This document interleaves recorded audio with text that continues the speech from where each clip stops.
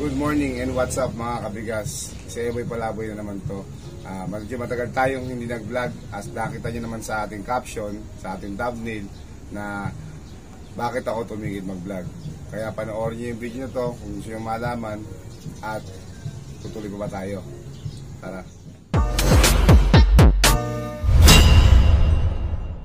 Okay mga kabigas, so kung napansin nyo, napakatagal na natin hindi nag-vlog. Almost 2.5 months. Pero nakapag-upload tayo nung January, nung Santo Niño Festival. Biglaan lang, talagang kailangan lang. Pero sa rice mill talagang wala tayong update.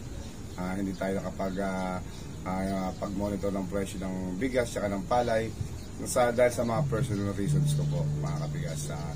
Ako na po mismo humihingi ng pasensya sa inyo. Pero just the fact na pwede ko namang ikwento na lang din. So, yun nga po, pagdating po ng November, magkakatapusan, halos wala na po talagang dumarating na palay dito. As you know naman po kasi, ahente po tayo ng palay dito sa Bukawi, Bulacan. So wala na pong ano yan, wala na pong maani. Yung mga truck po namin, mahinga na. So wala po tayong income. So ang ginawa natin, naghanap tayo ng mga extra sideline jobs. So nakakuha naman tayo, nag-help up tayo sa mga karpintero. Pero sad to say, hindi naman ganong kalaki kita at hindi naman ganong katagal yung naging project.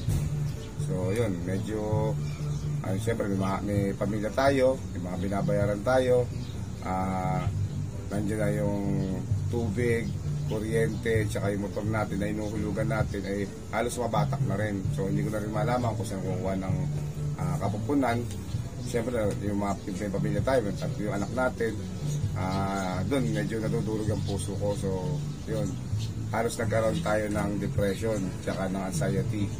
So medyo ano lang naman, light lang din naman, pero pinigil ko talaga ang social media. Hindi ako nagbubukas ng Facebook, hindi ako nagbubukas ng YouTube, Messenger ko, hindi ko binubuksan. Maraming inquiries pero hindi ko bihira akong sumagot sa tawag sa cellphone. So nakakulong lang ako sa bahay. Parang medyo yung depressing talaga dahil wala kang source of income. Pupulpul mo yung kakainin nyo sa araw-araw, pinaproblema mo. So pumapasok pa yung mga bata. So yun, medyo kabisa, naiiyak na lang ako. At hindi ko naman siyempre naisipan na magpakamatay. Napakababaw na dahilan nun para gawin natin yung sayangin yung buhay natin. So ano ba yung naging turning point ko para umahon at bumangon? So dahil dumating na to December, nagpasok bagong taon ng tuyot. Pero okay lang, buo naman yung pamilya. Dumating na yung January, eto na. Talagang halos wala na akong makapitan. So ang ginawa ko, one time, nandun ako sa mga nanay ko. Bukas yung TV, nakabukas yung YouTube. May dumaan sa YouTube. Dahil may nanonood yung nanay ko Dumaan yung kay Vice ganda nun natatandaan ko. May binanggit siya Ang binanggit niya ay yung pagiging broke. So nabanggit niya nun si Chinkitan, expert yan sa mga pagdating sa pera tsaka sa negosyo. So may binanggit siyang libro doon na na-inspire ako. So from that day na yon, kahit wala akong kapera-pera sa bulsa, umorder ako sa Shopee para lang mabili yung libro yun. Kaya ito, nabasa ko siya. Ito yun. Ito, Diary of a Pulubi. So napakarami kong natutunan sa libro nito. Maraming salamat kay Sir Chinkitan. Diyos ko, nakatulong na malaki to para mabago yung mindset ko sa buhay, yung mga gastos. Hindi alam kung saan ilalagay yung tama ang pera. Paano ba i-manage ang pera? Paano ba itatago ba siya? Gagastusin ba siya? Ano ba dapat yung mga priorities mong gastusan? So, marami akong natutunan dito. At nung nabasa ko to, nung nasa bahay na ako, antimano, wala na ako ibang malapitan. Pumunta ako sa nanay ko. Binigyan ako ng 500 pesos. Tapos, nagtinda kami ng mag-asawa ng halo-halo, fishball. Nairaos namin yung buhay namin. Kaya, malaking bagay ito mga kabigas. So ngayon nga mga kabigas, yan, medyo nayak tayo ng konti, pinagto Pero yun, nakabangon kami mag-asawa kahit paano. So simula talagang halos walang kinikita hanggang sa nakikilala na yung maliit namin tindahan. Nakipwesto ako doon sa pisang ko. Nagkaroon kami ng maliit na pwesto ron. So hanggang ngayon gumagana yung aming tindahan ng halo-halo, fishbowl, tsaka merienda. May banana ko kami, may turon kami.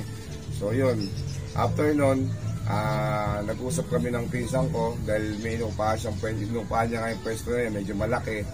So hindi niya naman gagamit lahat. So naisipan namin magplano na magbalak na magtayo ng isang sisting at tapsilogan. So ngayon po inaayos na po yan. Nagpagawa na po kami ng banyo. Medyo pinakikinis na po namin. Sa susunod siguro medyo yung mga ibang renovations pa iaayos namin para mas magandang tignan naman bago kami mag-opening. Pero as of moment, habang ginagawa po yun, ginagawa namin, naisip po namin na gumawa ng isang negosyo na kailangan din ng tao. So yun, gumawa kami ng mga sisig, Chinese kikiam, tsaka yung Chinese chicken feet. Mga natutunan ko dati na alam ko naman na magugustuhan. Pwede pang pulutan, pwede ulam sa bahay, merienda. So yun, naging mabili naman po, awa ng Diyos. Hanggang dito sa rice mill, napapadala ko minsan ng Isabela, minsan sa Nueva Ecija, napapadala ko siya, marami rin order at may mga resellers na rin po tayo. So yun, awa ng Diyos, hindi tayo pinabayaan. Sabi nga, kailangan mo na magsipag. Sabi nga na, kung ikaw nga, o konti lang yung pinoproblema mo yung, lalo pa kayo mayayaman na mas marami milyon ang problema. Ikaw, yan lang ang problema mo, kaya huwag susuko. Tsaka ang pinaka-importante doon mga kabigas, kung kikita ka, magkakapera ka, huwag mo lang basta iipunin. Huwag mo itatago sa bangko, huwag mo itatago sa loob ng Gcash mo, sa loob ng wallet mo. Mag-isip ka ng pagkakakitaan na alam mo na madadagdagan yung pera mo at hindi lang nakatago. Dahil yung nakatago na yan, unti-unti mahuhubos yan. So yun ang natutunan ko sa buhay. Kaya si Eroy Palaboy, ito na uli, aktibo na uli na maghahatid po sa inyo ng presyo at mga kaganapan sa loob ng rice mill, sa loob at labas ng rice mill. Kahit sa palengke, pupunta tayo mga kabigas. Kaya asahan niyo po na tuloy-tuloy na po ulit ito. Ito na po ulit ako, buo na po ulit. Maraming salamat po sa inyo sa mga walang sawang sumusuporta na hindi nang iwan kahit matagal tayong hindi nakapag-vlog, at sa mga tao pong nasaktan ko dahil sa paglaylo ko po sa social media at pag-ignore ko po. Sorry po sa inyo. Kung tatanggapin niyo po, maraming salamat. Kung hindi rin po, okay lang din po. Maraming salamat po sa inyo. Nauunawaan ko po kayo kung bakit po ganon. Kaya maraming salamat po mga kabigas. Eroy Palaboy, signing in na po ngayon.